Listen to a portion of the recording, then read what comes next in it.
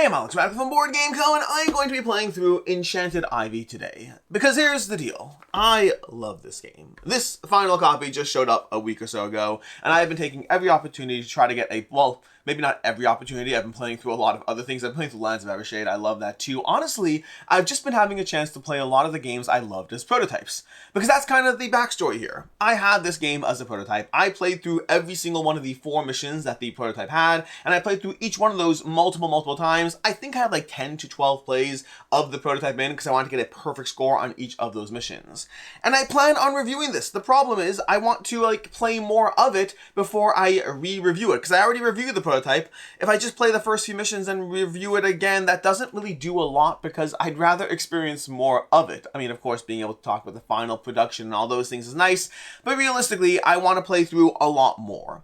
But also, I want you to know how much I love this game, and I was like, I could do a playthrough of it in the meantime, at least how much I love it so far. Things can change, but at this point, between the prototype plays and between playing through the first few missions over here, I probably have around 15 plays of this so far, so even if I don't love it after 20, that's still a good amount of time spent in this little cute, cozy world. Anyways, we're wasting time. Let's go ahead and dive into this. I am playing through this. I'm going to walk through. I'm going to set everything up. I'm going to show you basically what you do as you go through it. I'll also say I will not be playing through the tutorial mission because I think that is good for a tutorial, but slightly more boring, especially if you've watched other playthroughs of this already. Speaking of other playthroughs, I've done, it seems from what I can see, that in this box over here, we have a new tutorial prologue that was not in the prototype, and then we have the same missions 1 through 4 that were in the prototype, and then we go all the way up to scenario 10, I think it is. Is that how far it goes? No, this particular, do I have more? Do I have another? I have scenario, I should have another scenario book in here. Here we go. We have scenario book number 2, okay, storybook act 2. I'm not going to show you this to avoid spoilers, but it does look like we go up to scenario 10, I believe. So we have, nope, scenario 9, give me a second here. Scenario, nope, it's a scenario 9. That's all it goes to. Scenario 9, that's it. Only 9 scenarios plus the tutorial. So that's not enough. That's not enough. I want more. Fortunately, I believe there is more for this. This is just what we have so far. But the prologue was mission 1. Great, okay. Then we have actual scenario 1, which if you want to see a playthrough of this, I believe EasyCat, you can go and check out Jason. EasyCat did a playthrough of this over on his channel with the prototype, but same difference, potato. They may have tweaked some things, but basically it's this mission. If you want to see a playthrough of mission 3, I did a playthrough of this with the prototype on my channel, and today I'm going to be playing through scenario 2. That way, between all of them, you can get a good sense of, and probably you can see over here, I've already started writing in this. Yes, I am writing in this. It's not often I'm willing to write in a rule book, even one that's like, hey, track your scores, because what if I get rid of it? I don't want someone else to have to have half a written playthrough, but I don't think I'm getting rid of this. And if I do, they can see my scores. It is what it is. It's in pencil. It is in pencil. Anyways, I will be playing through scenario 2, the space between us. Let's go ahead and walk through things. Let's talk this through. This is a solo playthrough of a game, which my goal is to kind of order my guests. These are the endless mode. I have not played that yet. I do want to play that before reviewing it. You see, I take my job seriously. The space between us. The 2 young men arrive separately. Oh, I should say this. Allplay is a channel sponsor. This is not a review video, but I also have spent a good amount of time telling you how much I love this game, so please take into account that Allplay is a channel sponsor and any potential bias that exists there. Also, I have not been shy about giving, Allplay games a 2.5 or a 3 out of 5. I'm not shy about giving medium scores or even low scores if needed. Just low scores are tough to earn, honestly. A low score is hard. This is a 5 out of 5. I think it's the first 5 out of 5 I've given an Allplay game since covering their games while they are a channel sponsor. The 2 young men arrive separately, each inquiring if their friend has arrived yet. Why is friend in quotes? They shroud their identities, but I know enough to recognize the telltale signs of House Mongoose and House Capybara. Most importantly, I know the 2 houses are bitter rivals. As I lead the 2 to adjoining rooms, we share a knowing look. It is thrilling helping them connect, but I must contain my excitement to avoid alerting the other guests. Should the lovers be discovered, it would be a disaster for the Sunnyside Court. Okay, this is Romeo and Juliet. Also, I was confused by the friend because I was like, that does kind of imply to me a little bit of romance going on, but I guess the 2... Okay, cool. Let's go ahead and get this over here. I think that's biased by the 2 young men part. Anyways, let's go ahead and we are going to be creating a house layout, but first we need to get our guest list. So I'm going to assemble the guest list. This is the part where you grab your thing. This is the place where I'm going to be putting stickers in to track my progress. But we're going to gather the various characters we need. We need the Fool. We need the Monk. We need the Mystery Knight. We need the Bard. We do not need we need the Ravenkeeper. We need the Painter. That's 6 so far. We do not need the scarecrows. We do not need the adventurer. It looks like we need those 6, and then the lovers, fire breather, and washer. Okay, let's find those over here. G, E, F, fire breather over here. So we got our fire breather. That's going to be added. The lovers, and then the washer. So the washer is probably going to be close to the end over here. Washer, that's the werewolf. We got a washer, and then we need the lovers. Okay, these are the various cards and the way they're going to score. I realize we're going to need more space. That is what it is. Let's go ahead and take these and put them off to the side. Then we need our cards. Do we need anything else? No, we need to get the various tokens. So from those tokens, where's my bag? Where's my bag and where's my tokens? So what we're going to do is we're going to put these out just so you can see how this is all assembled. Because effectively, this is what you would do. You would reference this sheet over here. You would find the guest list. You would get those specific 9 cards, or how many cards there are actually. I'm not making this look nice quite yet because, well, I don't need to. Then you're going to get the tokens you need. So I have the Raven Keeper. We have the Bard. We don't need the scarecrows. We took those off to the side. We do need our door. You start with the basic door. This is a 3-point door. There are other doors you can unlock. We have our painter. We have a cat wandering onto the shot who's going to hang out with us, I think. Okay, buddy, go ahead. Where do you want to hang out? Do you want to go on my lap? Do you want? What do you want? What do you want? Anything? Do you just want to hang out over here? That box is not going to fit you. That box is not going to fit you. Give me 1 second here. Let's go ahead and give you a reasonable box. Okay. Shout out to Ronin's Revenge over here. Here you go. Here's a box. Enjoy. We got box traction. Okay. Love it. Love it. Oh, yes. That's amazing. That's a great box for you. I love you. Okay. Anyways, then we need to find our others. So we're going to have the lovers over here. Do we need another lovers? Lovers is 2. Yes, we need 2 lovers. We need the fire breather. Where's the fire breather? Why can't I find the fire breather? Oh, because it's on this card over here. Fire breather. Cat's wandering out of the box, which is a shame. We need our washer. Where's our washer? Over here. Here's the washer. And I think that covers us on the tokens. 1, 2, 3, 4, 5. Okay, great. We got our tokens. Let's put these off to the side. And then we can continue playing. So now these tokens are going to go into the bag. So you're going to take all these and put them into the bag. We're going to grab them out. Do we have any setup rules? We don't, so we're just going to grab 2 of these from the bag. Let's put this off the side. Let's put that back in the box. Let's ignore the mess, and let's make this magic happen, which means we need our cards. Where are our cards? Here are our cards. We need 18 cards. It always says discard 2. I don't care about that. Maybe there's rules that might make that matter. I just keep drawing until we run out of cards because potato, it's the same difference. Discarding 2 versus not drawing the last 2 is functionally the same. We're going to shuffle this up, though, so we have a nice stack. And then every turn, you're going to draw 2 cards and 2 guests. You're going to place both cards and one of the guests. Then you'll replenish 2 cards and 1 guest to bring you back up to 2.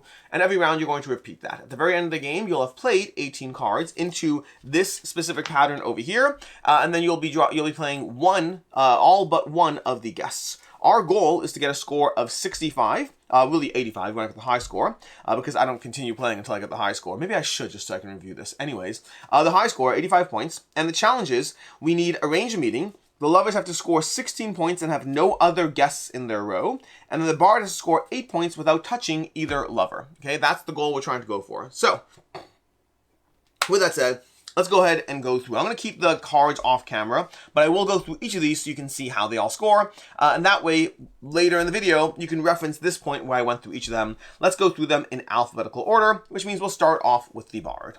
The bard is going to score the number of guests touching the bard. So you want to have as many guests as possible, well, up to 5, touching the bard. For example, over here we have 3, 1, 2, 3, and that would be a 5 points for that. So the bard wants to be surrounded. Was the bard our goal? Yes, we want to get the bard has to score 8 points without touching either lover. And we're building this structure here, and if the lovers, well, let's see what the lovers do shortly. But that's one of our goals. Let's take that out of the picture. Then we have the fire breather. The fire breather over here scores 3 points per wall or gap diagonally touching the fire breather. So the fire breather wants to have walls, meaning not guests, as well as gaps, empty spots. So an X over here in this picture counts as a gap, touching the fire breather diagonally. That's what we want for the fire breather. Okay, we got that. Then we have the fool. The fool scores 3 points per wall or gap above the fool in their column. That is how that one scores. We're going to create 2 rows of 5 here because we also need our Ivy card. Where's our Ivy card? There should be an Ivy card somewhere here, if I have it. Where is my Ivy card? Did I put it in the stack of other things? Yes, it's over here. The ivy card just tells you how you score for ivy because you want to have connected patches of ivy. If it's all one connected path, you're going to get 20 points. If it's 2 connected groups, you'll have 16 points. Also, my cat is gone, so we'll get rid of this and clean up the mess I made on the floor later. Anyways, that's what we got over there. We are up to alphabetical order over here. Probably L, I guess. L's next. The lovers. If both lovers are in the same row, score the number of spaces between them. So 0 spaces between them is going to be 16 points. So we want the lovers to get their 16 points, being connected, and to have no other people in their row. We want a private rendezvous, okay? Then we're going to go from there to the LMNOPM, okay? We have the monk over here. Score 8 points, and then lose 2 per guest or door touching the monk. The monk wants to be very secluded. I seek silence, solitude, serenity. It's a snake, by the way. That's what the art is. It's a snake. All right, we got our row 1 over here. Then we're going to continue going. Our next row is going to be Mystery Knight. The Mystery Knight, score 4 points if there are no guests and no door in the Mystery Knight's row to the left, and score 4 points if there are no guests and no door in the row to the right, okay? Fun fact about this card, I haven't figured out what the rule is. I looked in the rule book. I'm sure I'm just not reading it properly. I haven't figured out what happens if it's all the way. If the Mystery Knight is all the way to the left, does that count as no guests and no doors all the way to the right? Not entirely sure. I just have kind of been avoiding that situation for right now. I need to find out an answer. And again, it might be in the rules and I'm not understanding it, or it might be that I just need to assume yes.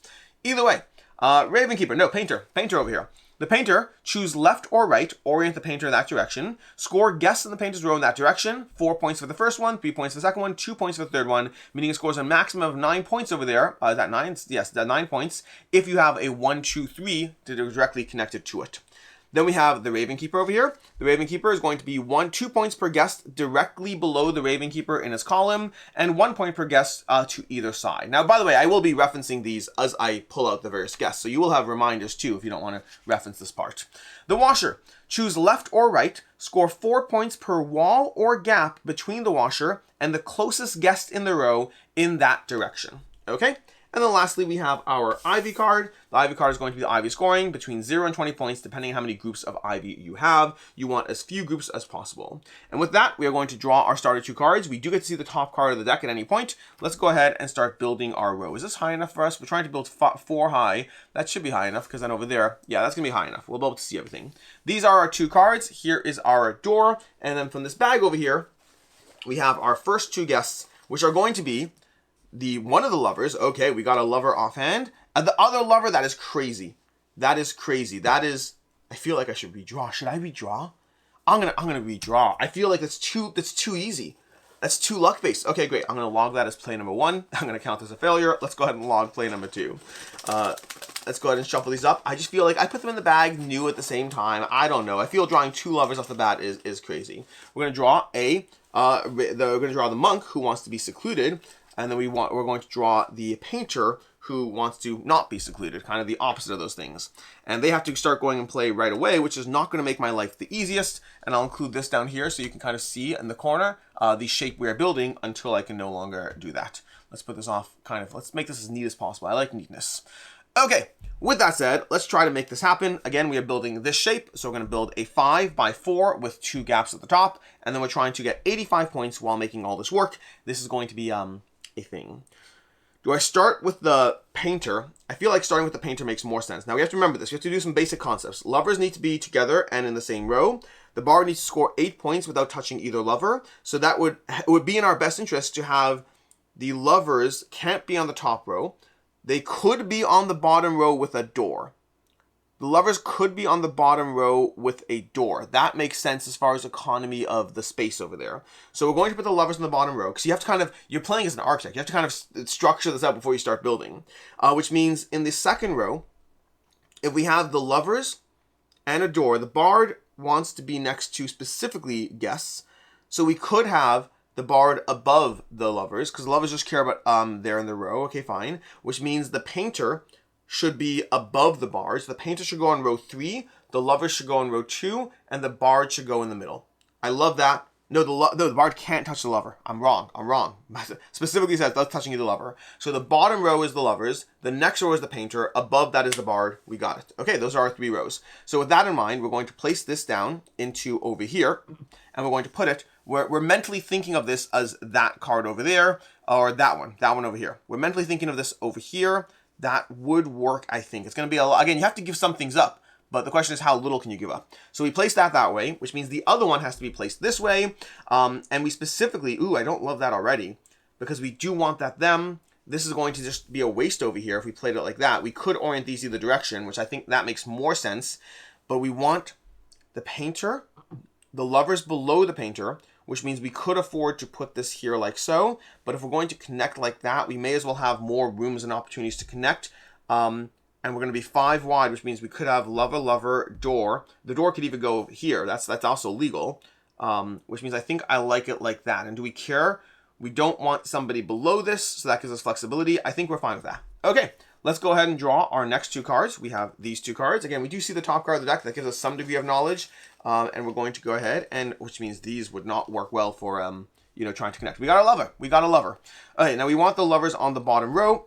That works for me, because if we place a lover down here like so, then we'll still have a connected patch of ivy. We will have to connect those at some point, but I don't think that's the hardest. And then this over here, building on top of that, again, we want to think this through how we're trying to build, because right now, if we do want, we have 1, 2, 3, 4. So ideally we want 3 over here, which means putting the bard up here would be good enough to be able to connect to everything without touching the lover. So if we're doing that, then over here is not the worst. It gives us a pathway, a connected pathway to the top. I think I like that. The other option is we could just go down here and play it safe, which I don't love quite as much, because I feel we'll have so many opportunities to go in this corner, and we're not trying to put a guess. So we're going to put this over here. I think that makes the most sense. We're trying to get 3 guests over here. This is going to be challenging to make this all work, but we are going to do our best. Let's draw from the bag. We have, as our next one, we have the Raven Keeper. Okay, that's not necessarily great for us, unfortunately, because the Raven Keeper wants to be on the top row and score for things directly below the Raven Keeper, which means we might have to, I don't know. I don't love this. Let's draw 2 cards and see. I feel like I already messed up a bit. Let's move these down just a drop so we have more space over there. That was not a good draw, but we can make this work. We can make this work. So we have these 2 doors over here. We do want to put a door over here for the other lover, but that means we kind of locked ourselves out of placing here until we do so. We could use this to connect to there. No, we cannot. That would not connect. Neither would this. So do we just go ahead? If we're placing a bard over here, will that work? That's terrible for me. This is terrible. The Raven Keeper could go over here. The Raven Keeper wants to have things below it, which is not the craziest. It just means the Raven Keeper is not going to score optimally. The alternative, the alternative is we put the monk up here, all secluded like. I like that. Does that work? Yes. If we put this over here, okay. So we put the monk up top. That could seclude the monk in a corner, because again, he's going to be the number 4 card. Nothing will be around him, so these 3 spots will be empty. It does force me to re-examine how I want to approach the bard. If the bard has 1, 2, 3, 4, 5, that works for me. So then we need to be mindful of how we connect this so that we're slowly connecting our areas. I think that would work, because then it brings that way, because we're trying to get 3 over here. So I think that works. And this one could go over here while connecting outwards. So I like that. Beautiful. Okay, again, we always see the top card there. There are 2 cards. We are making this work. We have our bard. Okay, so the bard wanted to go here, which is exactly what I wanted. So that works well for me, which means I could put this like this, which I think makes sense because we need to get that enchanted ivy patch over there. We have to be mindful of keeping it all one connected. This is still connected. These have to connect some way, either through there or whatever, but we are going to put our bard down over here. We are still trying to work our way there. That does make me think 1, 2, 3. Ideally, a perfect roll is going to be 1, 2, 3, 4, 5. But we can't guarantee that. The problem is, if we place this here, we run the risk. Oh, it's not good. It's not good, people. So here's the deal. Here's the choice I have right now, okay? I either compromise on potentially losing the 4 points from the bard getting from 8 to 12. Now, for my goal, the bard only needs to score 8 points, not 12. But I lose potentially 4 points if I put this over here, but it opens up the pathway because I can then put this over here like so, and then we can now start spreading out more. That's option 1. The problem is if I put it down here in this corner, then it means I have to connect these back at some point. So one is a guaranteed loss of 4 points. The other is a potential loss of 4 points. So I think it makes sense to go here, much as it hurts me to do so. Let me just make sure this top card lets us play things. The top card will let us play over here. The top card over here would also let us play the Raven Keeper up here, which I think is a good spot for the Raven Keeper. I think the Raven Keeper should be here, so I think we are good to go. So we're going to draw our next 2 cards. We're going to draw from the bag and see what we can do. Okay, we got our Mystery Knight, who is my least favorite character, honestly, to include. But the Mystery Knight, because right now, yeah, the Mystery Knight's not going to be played right now. We might just avoid the Mystery Knight. I really need to figure out the rules for the Mystery Knight. I need to figure it out. We'll do that later. But in the meantime, we're going to take this and we're going to put it over here, up here, like so. And then we're going to place on top of the Mystery Knight, we're going to place the, or do I want to do that one? Yeah, I have to, because this one would not connect. So we're going to place this here, although I'm realizing that is a slight tactical error, because while I do want the Raven Keeper up there, that means I would inherently have to give up on these points, and in fact, that would be a terrible card to go there. So maybe I don't do the Raven Keeper up there yet. Maybe we use this instead, and then put someone here. This is terrible. This is terrible. No. Unless I do it like this. No, that's terrible too. I don't love this, because this could go. No, that can't go in any way that's going to connect that. This could go over here, which is not the worst, but then who are we putting there? We can't put that guy there. That would be terrible. So I think we do have to do what I truly do not want to do. I don't want to do this. This has to go up here. Then that means this would have to go like so, which means my chances of connecting this back around get much lower very, very quickly. So we got to figure this out, which means ultimately this is a gamble about, again, trying to make it all work. This card over here would allow me to place a guest here, so I would be comfortable placing another guest here. Who's even trying to go here? Because I haven't been thinking through the rest. So we still have the Fire Breather. The Fire Breather wants diagonal walls or gaps. So the Fire Breather would actually be great over here, because we'd have diagonal, diagonal, diagonal. So that would be a great Fire Breather. We'd be losing out on the board, but I think we might have to at this point. The alternative is we put this over here. No, it's really not a good card for over there. Is this a good card for over there? It's not a good card. None of these are good cards for where I'm trying to go. And I don't want to give up the Lovers, because the Lovers need to score 16 points. That's an essential requirement. So I think I have to do it this way.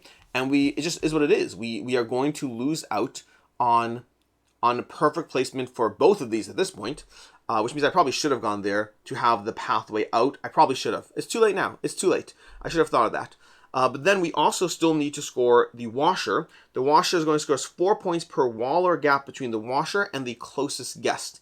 So the Washer actually works really well up here with nothing above, but the Raven's Keeper is going to work well because of the columns downwards. It's going to go 2, 2, and 2, and then hopefully 1, 1, and 1. So that'd be a really high scoring Raven Keeper, which means I think we do have to go for it.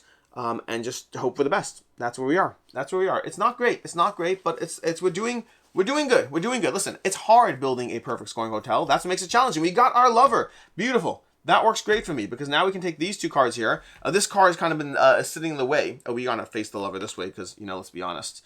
Okay, so we're gonna put the Lover that way. And then we're going to try to figure out where to put these other cards. So we could now go to the 5th column this way. We also could build our way up here, which is not the worst. So if we put this down here, it does mean that whatever we put here has to connect upwards, but we know we can do that with this already, so I don't mind that. And then building this in a way that brings us up from the bottom does give us a starting point of connecting to a single patch of ivy. So I am inclined to do that. I think that works well-ish. Can I even do this mathematically? Because if we have 1, 2, 3, 4, 5, 6 more cards, 3 of those are going to be doors. I'm saying it's going to be these 3. That's what I'm trying to do. I'm trying to make it these 3, which might not be the best for me, honestly, at this point, but we're just going to do things. We're going to do things, people. It's fine. It's fine. We are going to put the Lover down over here because I think that makes sense. While we're at it, we'll throw a door down here because no reason not to, and then we'll draw a new card from the pouch over here, and we have our Fire Breather, which is perfect because we want that Fire Breather here. 1, 2, 3. That would be a 9-point Fire Breather, which is not a bad thing to have. So we have these 2 doors over here. We can move this card at this point. I think at this point you got the visual. Oh, it bothers me that's not perfectly aligned. Give me a second to make this perfectly aligned for you. That's going to be the center right there. And then we're going to bring everything over. Okay, so we're going to bring this all over, and over, and then over, over, over. Okay, we're just trying to make this look as neat as possible. Okay, there we go. Now we have our perfectly aligned board, and we are trying to make this all... I feel this is not perfectly aligned.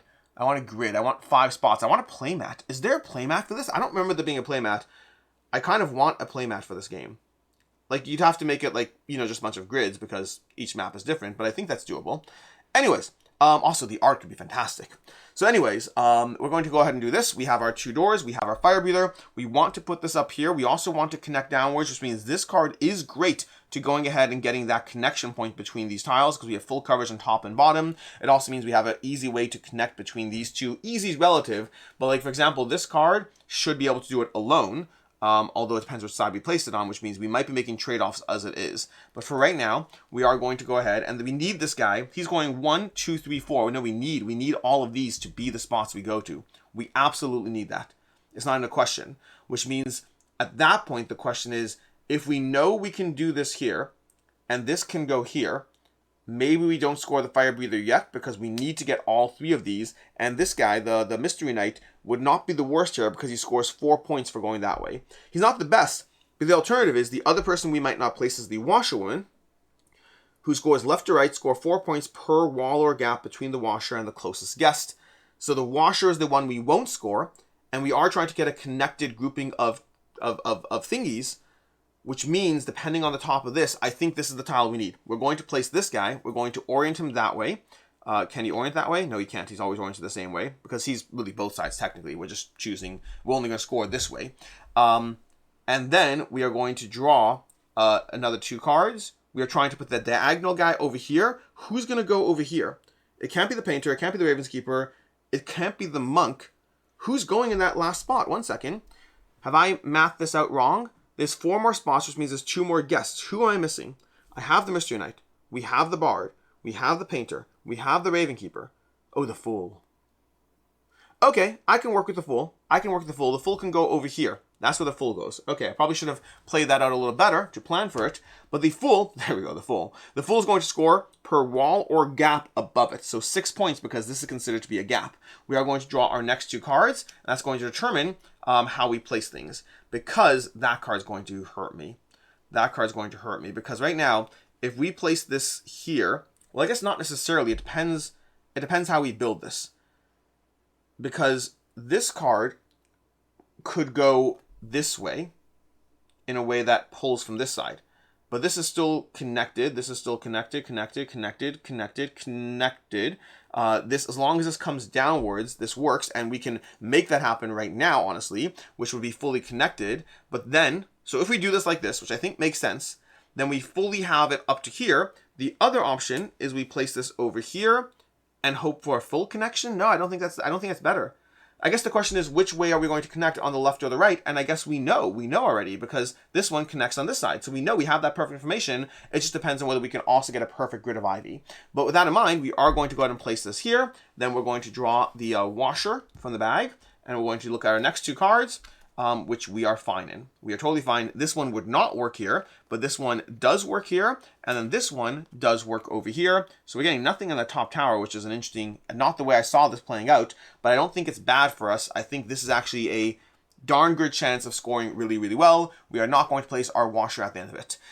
Now, 2 things, by the way. I will say in general, when playing this game, it has taken me 3 to 5 plays to get a perfect score on any particular session.